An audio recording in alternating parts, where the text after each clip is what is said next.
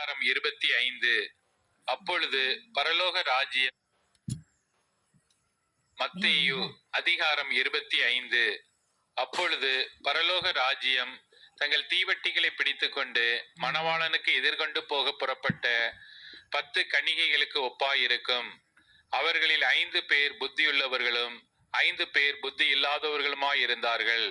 புத்தி இல்லாதவர்கள் தங்கள் தீவட்டிகளை எடுத்துக்கொண்டு போனார்கள், எண்ணெயையோ கூட கொண்டு போகவில்லை. புத்தியுள்ளவர்கள் தங்கள் தீவட்டிகளோடு கூட தங்கள் பாத்திரங்களில் எண்ணெயையும் கொண்டு போனார்கள். மணவாளன் வர தாமதித்த போது அவர்கள் எல்லாரும் நித்திரை அடைந்து தூங்கிவிட்டார்கள். நடு ராத்திரியிலே, இதோ மணவாளன் வருகிறார், அவருக்கு எதிர்கொண்டு போக புறப்படுங்கள் என்கிற சத்தம் உண்டாயிற்று. அப்பொழுது அந்த கன்னிகைகள் எல்லாரும் எழுந்திருந்து தங்கள் தீவட்டிகளை ஆயத்தப்படுத்தினார்கள். புத்தி இல்லாதவர்கள் புத்தியுள்ளவர்களை நோக்கி, உங்கள் எண்ணெயில் எங்களுக்கு கொஞ்சம் கொடுங்கள், எங்கள் தீவட்டிகள் அணைந்து போகிறதே என்றார்கள். புத்தியுள்ளவர்கள் பிரதியுத்தரமாக, அப்படி அல்ல, எங்களுக்கும் உங்களுக்கும் போதாமல் இராதபடி நீங்கள் விற்கிறவரிடத்திற்கு போய் உங்களுக்காக வாங்கிக் கொள்ளுங்கள் என்றார்கள். அப்படியே அவர்கள் வாங்க போன போது மணவாளன் வந்து விட்டார். ஆயத்தமாய் இருந்தவர்கள் அவரோடு கூட கல்யாண வீட்டிற்குள் பிரவேசித்தார்கள். கதவும் அடைக்கப்பட்டது. பின்பு மற்ற கன்னிகைகளும் வந்து, ஆண்டவரே, ஆண்டவரே, எங்களுக்கு திறக்க வேண்டும் என்றார்கள். அதற்கு அவர், உங்களை அறியேன் என்று மெய்யாகவே உங்களுக்கு சொல்லுகிறேன் என்றார். மனுஷகுமாரன் வரும் நாளையாவது நாளிகையாவது நீங்கள் அறியாதிருக்கிறபடியால் விழித்திருங்கள். அன்றியும் பரலோக ராஜ்யம் புற தேசத்துக்கு பிரயாணமாய் போகிற ஒரு மனுஷன் தன் ஊழியக்காரரை அழைத்து தன் ஆஸ்தியை அவர்கள் வசமாய் ஒப்பு கொடுத்தது போல் இருக்கிறது. அவனவனுடைய திறமைக்கு தக்கதாக ஒருவனிடத்தில் 5 தாலந்தும் ஒருவனிடத்தில் 2 தாலந்தும் ஒருவனிடத்தில் 1 தாலந்தும் கொடுத்து உடனே பிரயாணப்பட்டு போனான். 5 தாலந்தை வாங்கினவன் போய் அவைகளை கொண்டு வியாபாரம் பண்ணி வேறு 5 தாலந்தை சம்பாதித்தான். அப்படியே 2 தாலந்தை வாங்கினவனும் வேறு 2 தாலந்தை சம்பாதித்தான். 1 தாலந்தை வாங்கினவன் போய் நிலத்தை தோண்டி தன் எஜமானுடைய பணத்தை புதைத்து வைத்தான். வெகு காலமான பின்பு அந்த ஊழியக்காரருடைய எஜமான் திரும்பி வந்து அவர்களிடத்தில் கணக்கு கேட்டான். அப்பொழுது 5 தாலந்தை வாங்கினவன் வேறு 5 தாலந்தை கொண்டு வந்து, ஆண்டவனே, 5 தாலந்தை என்னிடத்தில் ஒப்புவித்தீரே, அவைகளை கொண்டு இதோ வேறு 5 தாலந்தை சம்பாதித்தேன் என்றான். அவனுடைய எஜமான் அவனை நோக்கி, நல்லது, உத்தமமும் உண்மையுமான ஊழியக்காரனே, கொஞ்சத்திலே உண்மையாயிருந்தாய், அநேகத்தின் மேல் உன்னை அதிகாரியாக வைப்பேன், உன் எஜமானுடைய சந்தோஷத்திற்குள் பிரவேசி என்றான். 2 தாலந்தை வாங்கினவனும் வந்து, ஆண்டவனே, 2 தாலந்தை என்னிடத்தில் ஒப்புவித்தீரே, அவைகளை கொண்டு இதோ வேறு 2 தாலந்தை சம்பாதித்தேன் என்றான். அவனுடைய எஜமான் அவனை நோக்கி, நல்லது, உத்தமமும் உண்மையுமுள்ள ஊழியக்காரனே, கொஞ்சத்திலே உண்மையாயிருந்தாய், அநேகத்தின் மேல் உன்னை அதிகாரியாக வைப்பேன், உன் எஜமானுடைய சந்தோஷத்திற்குள் பிரவேசி என்றான். 1 தாலந்தை வாங்கினவன் வந்து, ஆண்டவனே, நீர் விதைக்காத இடத்தில் அறுக்கிறவரும் தெளிக்காத இடத்தில் சேர்க்கிறவருமான கடின இருதயமுள்ள மனுஷன் என்று அறிவேன். ஆகையால் நான் பயந்து போய் உமது தாலந்தை நிலத்தில் புதைத்து வைத்தேன்.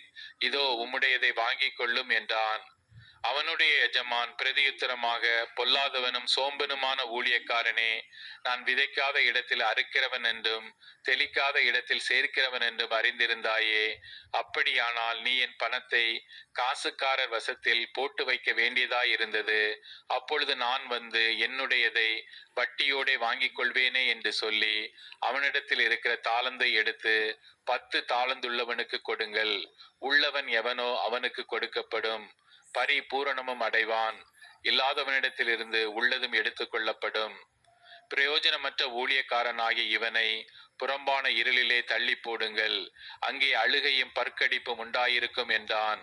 அன்றியும் மனுஷகுமாரன் தமது மகிமை பொருந்தினவராய் சகல பரிசுத்த தூதரோடும் கூட வரும்போது தமது மகிமையுள்ள சிங்காசனத்தின் மேல் வீற்றிருப்பார். அப்பொழுது சகல ஜனங்களும் அவருக்கு முன்பாக சேர்க்கப்படுவார்கள். மேய்ப்பனானவன் செம்மறியாடுகளையும் வெள்ளாடுகளையும் வெவ்வேறாக பிரிக்கிறது போல அவர்களை அவர் பிரித்து செம்மறியாடுகளை தமது வலது பக்கத்திலும் வெள்ளாடுகளை தமது இடது பக்கத்திலும் நிறுத்துவார். அப்பொழுது ராஜா தமது வலது பக்கத்தில் நிற்பவர்களை பார்த்து, பாருங்கள், என் பிதாவினால் ஆசீர்வதிக்கப்பட்டவர்களே, உலகம் உண்டானது முதல் உங்களுக்காக ஆசீர்வாதம் பண்ணப்பட்டிருக்கிற ராஜ்யத்தை சுதந்திரித்துக் கொள்ளுங்கள். பசியாயிருந்தேன், எனக்கு போஜனம் கொடுத்தீர்கள். தாகமாயிருந்தேன், என் தாகத்தை தீர்த்தீர்கள். அந்நியனாயிருந்தேன், என்னை சேர்த்துக் கொண்டீர்கள். வஸ்திரம் இல்லாதிருந்தேன், எனக்கு வஸ்திரம் கொடுத்தீர்கள். வியாதியாயிருந்தேன், என்னை விசாரிக்க வந்தீர்கள். காவலில் இருந்தேன், என்னை பார்க்க வந்தீர்கள் என்பார். அப்பொழுது நீதிமான்கள் அவருக்கு பிரதியுத்தரமாக, ஆண்டவரே, நாங்கள் எப்பொழுது உம்மை பசியுள்ளவர்களாக கண்டு உமக்கு போஜனம் கொடுத்தோம்? எப்பொழுது உம்மை தாகமுள்ளவர்களாக கண்டு உம்முடைய தாகத்தை தீர்த்தோம்? எப்பொழுது உம்மை அந்நியராக கண்டு உம்மை சேர்த்து கொண்டோம்? எப்பொழுது உம்மை வஸ்திரம் இல்லாதவர்களாக கண்டு உமக்கு வஸ்திரம் கொடுத்தோம்? எப்பொழுது உம்மை வியாதி உள்ளவராகவும் காவலில் இருக்கிறவராகவும் கண்டு உம்மிடத்தில் வந்தோம் என்பார்கள். அதற்கு ராஜா பிரதியுத்தரமாக, மிகவும் சிறியவராகிய என் சகோதரரான இவர்களில் ஒருவனுக்கு நீங்கள் எதை செய்தீர்களோ அதை எனக்கே செய்தீர்கள் என்று மெய்யாகவே உங்களுக்கு சொல்கிறேன் என்பார். அப்பொழுது இடது பக்கத்தில் நிற்கிறவர்களை பார்த்து அவர், சபிக்கப்பட்டவர்களே, என்னை விட்டு பிசாசுக்காகவும் அவன் தூதர்களுக்காகவும் ஆயத்தம் பண்ணப்பட்டிருக்கிற நித்திய அக்கினியிலே போங்கள். பசியாயிருந்தேன், நீங்கள் எனக்கு போஜனம் கொடுக்கவில்லை. தாகமாயிருந்தேன், நீங்கள் என் தாகத்தை தீர்க்கவில்லை. அந்நியனாயிருந்தேன், நீங்கள் என்னை சேர்த்து கொள்ளவில்லை. வஸ்திரம் இல்லாதிருந்தேன், நீங்கள் எனக்கு வஸ்திரம் கொடுக்கவில்லை. வியாதியுள்ளவனாயும் காவலில் அடைக்கப்பட்டவனாயும் இருந்தேன், நீங்கள் என்னை விசாரிக்க வரவில்லை என்பார். அப்பொழுது அவர்களும் அவருக்கு பிரதியுத்தரமாக, ஆண்டவரே, உம்மை பசியுள்ளவராகவும் தாகமுள்ளவராகவும் அந்நியராகவும் வஸ்திரம் இல்லாதவராகவும் வியாதி உள்ளவராகவும் காவலில் அடைக்கப்பட்டவராகவும் நாங்கள் எப்பொழுது கண்டு உமக்கு உதவி செய்யாதிருந்தோம் என்பார்கள். அப்பொழுது அவர் அவர்களுக்கு பிரதியுத்தரமாக, மிகவும் சிறியவர்களாகி இவர்களில் ஒருவனுக்கு நீங்கள் எதை செய்யாதிருந்தீர்களோ அதை எனக்கே செய்யாதிருந்தீர்கள் என்று மெய்யாகவே உங்களுக்கு சொல்லுகிறேன் என்பார். அந்தப்படி இவர்கள் நித்திய ஆக்கினை அடையவும் நீதிமான்களோ நித்திய ஜீவனை அடையவும் போவார்கள் என்றார். அல்லேலூயா.